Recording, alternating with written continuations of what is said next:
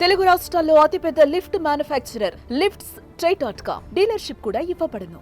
YCP అధినేత మాజీ CM Jagan కు బిగ్ షాక్ తగిలినట్టుగా అనిపిస్తోంది. ఆయనపై ఏపీ పోలీసులు కేసు నమోదు చేసేందుకు రెడీ అవుతున్నారు. ఎన్నికల కోడ్ను ఉల్లంఘించినందుకు గాను జగన్ పై కేసు నమోదు చేయాలని పోలీసులు భావిస్తున్నట్లుగా తెలుస్తోంది. గుంటూరులో బుధవారం జగన్ పర్యటించారు. మిర్చి రైతుల సమస్యలను తెలుసుకునేందుకు ఆయన మిర్చి యార్డుకొచ్చారు. జగన్ వెంట వైసీపీ ముఖ్య నేతలు ఉన్నారు. జగన్ రాకతో మిర్చి యార్డుకు వైసీపీ నేతలు, కార్యకర్తలు పెద్ద ఎత్తున చేరుకున్నారు. మిర్చి యార్డుకు చేరుకున్న జగన్ మిర్చిని పరిశీలించి రైతులతో మాట్లాడనున్నారు. మిర్చి రైతుల సమస్యలను అడిగి తెలుసుకున్నాక మీడియాతో మాట్లాడుతూ ప్రభుత్వంపై విమర్శలు చేశారు. మిర్చి యార్డ్ సచివాలయానికి కూతవేటు దూరంలోనే ఉందని, ఆయన మిర్చి రైతుల అవస్థలు, కష్టాలు సీఎం చంద్రబాబుకు పట్టడం లేదని ఫైర్ అయ్యారు. గత ప్రభుత్వ హయాంలో మిర్చి రైతుకు క్వింటా 21,000 ధర పలికిందని అన్నారు. నేడు కేవలం 10-11,000 కూడా కొనే నాథుడే లేడని ఆవేదన వ్యక్తం చేశారు. పంట అమ్ముకోలేని పరిస్థితుల్లో రైతు బతకడానికే కష్టపడుతున్నాడని అన్నారు.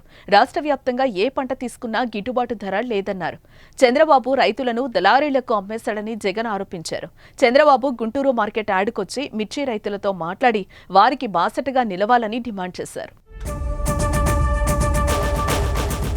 అయితే జగన్ పర్యటనకు అధికారులు అనుమతి ఇవ్వలేదు. ఎన్నికల కోడ్ అమల్లో ఉన్న నేపథ్యంలో మార్కెట్ యార్డ్ ఆవరణలో ఎటువంటి రాజకీయ సమావేశాలు, కార్యక్రమాలకు అనుమతి లేదని జగన్ కు స్పష్టం చేశారు. కానీ అధికారుల ఆదేశాలను పట్టించుకుని జగన్, వైసీపీ నాయకులు మిర్చి వార్డుకు నేరుగా రావడంపై పోలీసులు సీరియస్ అవుతున్నారు.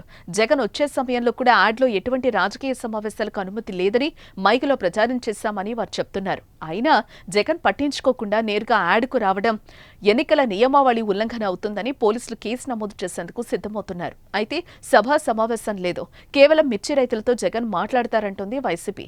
మరి దీనిపై పోలీసులు నెక్స్ట్ స్టెప్ ఏంటన్నదే ఆసక్తి రేపుతోంది.